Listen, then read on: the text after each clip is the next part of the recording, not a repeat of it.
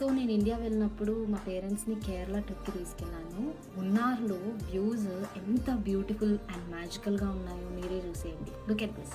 ఈ మంచుల్లో ప్రేమంచుల్లో